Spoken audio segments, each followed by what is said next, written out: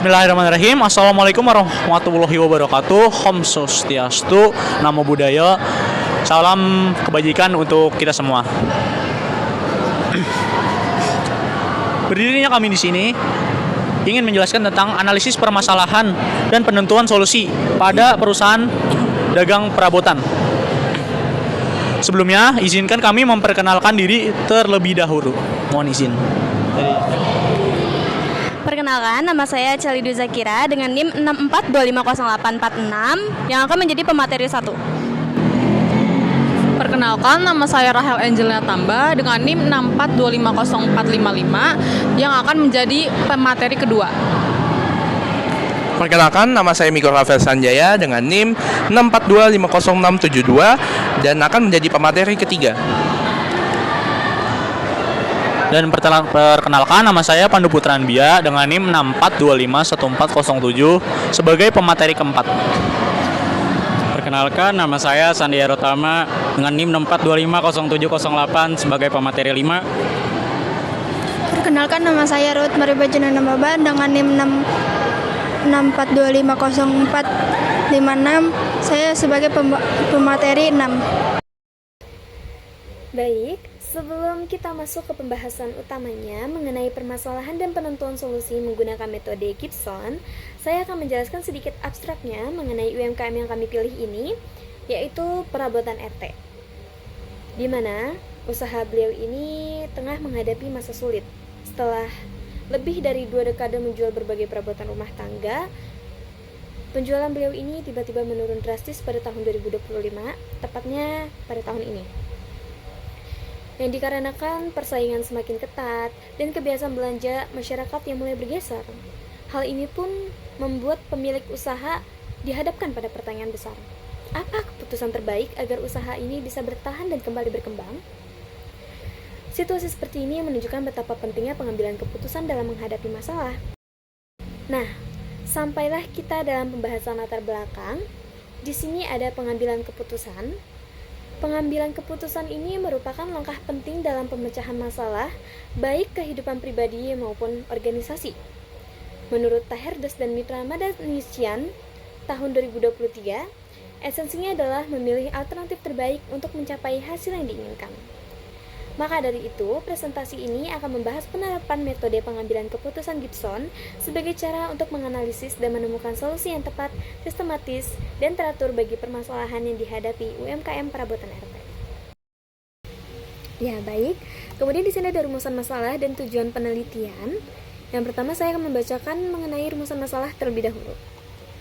Jadi yang pertama yaitu menganalisis permasalahan penurunan penjualan perusahaan dagang perabotan RT menggunakan metode pengambilan keputusan model Gibson. Yang kedua, mengidentifikasi dan menentukan alternatif solusi terbaik untuk mengatasi penurunan penjualan perusahaan dagang perabotan RT berdasarkan hasil analisis model Gibson. Lalu kemudian di sini ada tujuan penelitian. Yang pertama yaitu menerapkan hasil analisis dalam metode Gibson dengan penulisan yang terstruktur. Yang kedua, merekomendasikan solusi terbaik bagi permasalahan tersebut agar bisa mengatasi penurunan penjualan menggunakan metode Gibson.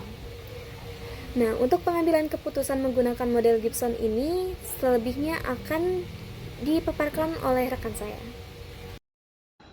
Jadi, setelah merumuskan masalah dan menentukan tujuan, langkah selanjutnya yaitu menggunakan metode pengambilan keputusan Gibson. Metode ini kami pilih karena dapat membantu perusahaan dalam pengambilan keputusan yang terstruktur dan terarah.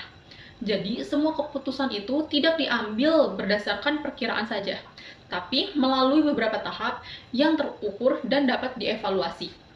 Tahapannya dimulai dari menentukan tujuan yang spesifik, lalu mengidentifikasi masalah, mengembangkan beberapa alternatif solusi, memilih alternatif yang paling efektif, kemudian diimplementasikan, dan diakhiri dengan kontrol dan evaluasi hasilnya. Melalui metode Gibson ini, kami bisa tahu langkah apa yang paling tepat untuk mengatasi penurunan penjualan di perusahaan perabotan RT, sekaligus memastikan keputusan yang diambil itu realistis dan dapat diukur hasilnya.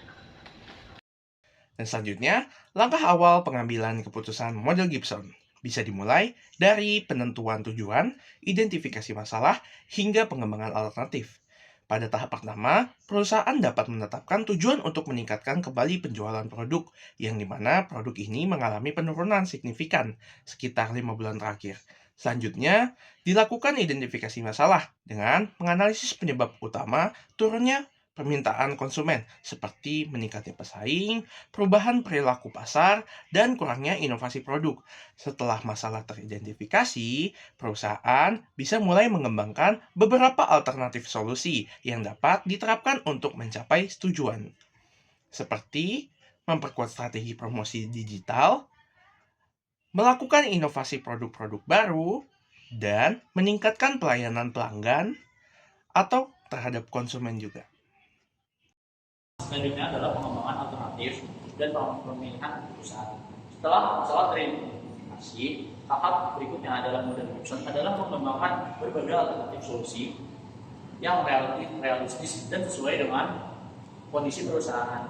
Pada kasus perusahaan dagang perabotan RT, beberapa alternatif yang dipertimbangkan antara lain meningkatkan strategi pemasaran melalui media sosial.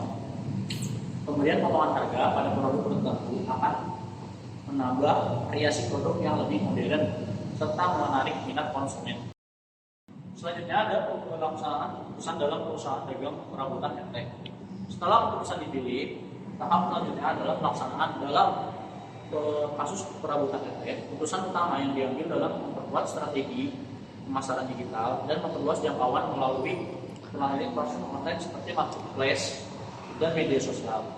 Tim pemasaran diberi tanggung jawab untuk membuat konten promosi yang menarik, sementara bagian operasional memastikan ketersediaan stok dan kualitas produk agar tetap terjaga. Implementasi ini dilakukan secara bertahap, dimulai dari promosi mingguan hingga secara bertahap hingga kerjasama dengan influencer lokal untuk menarik pelanggan baru. Oke, di sini saya akan menjelaskan materi yang kelima, yaitu ada evaluasi, kontrol, dan key performance indikator atau yang biasa disebut KPI.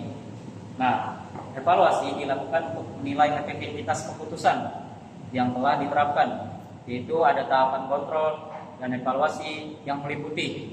Yang pertama ada pemantauan peningkatan penjualan setiap bulan, dan adapun yang kedua yaitu nilai kepuasan konsumen terhadap produk inovasi melalui review dan pembelian ulang. Nah, adapun yang ketiga yaitu mengevaluasi efektivitas strategi inovasi baru.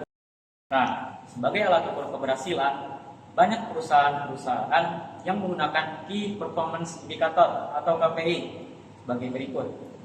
Yang pertama ada pertumbuhan penjualan.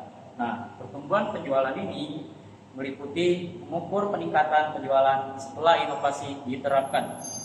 Targetnya adalah lebih besar 80%. Dan adapun yang kedua yaitu kepuasan konsumen. Nah, kepuasan konsumen ini meliputi mengukur seberapa banyak konsumen yang puas terhadap inovasi. Targetnya lebih besar 90%. Dan adapun yang terakhir yaitu tingkat efektivitas. Tingkat efektivitas ini meliputi mengukur dampak inovasi terhadap konsumen. Nah, targetnya lebih besar 57%. Oke, selanjutnya di sini ada kesimpulan. Kesimpulan berdasarkan hasil penerapan metode keputusan Gibson dapat disimpulkan bahwa penurunan penjualan disebabkan oleh meningkatnya passing dan menurunnya konsumen terhadap produk yang ada. Melalui tahapan metode Gibson, alternatif terbaik yang dipilih adalah menambahkan variasi atau inovasi baru karena strategi ini dinilai paling efektif untuk meningkatkan kembali penjualan dan memperkuat posisi perusahaan di pasar. Yang kedua ada saran. Saran yang pertama, perusahaan perlu melakukan evaluasi berkala terhadap hasil penerapan strategi inovasi agar dapat menyesuaikan dengan perusahaan kebutuhan konsumen dan kondisi pasar. Yang kedua, perlu riset tujuan sebelum mengembangkan inovasi baru, meminimalkan risiko dan memastikan produk tetap relevan dengan tren yang berkembang. Yang ketiga, menggunakan media digital dan kampanye promosi yang menarik dapat menjadi pendukung utama untuk memperkuat hasil inovasi serta meningkatkan kepuasan konsumen.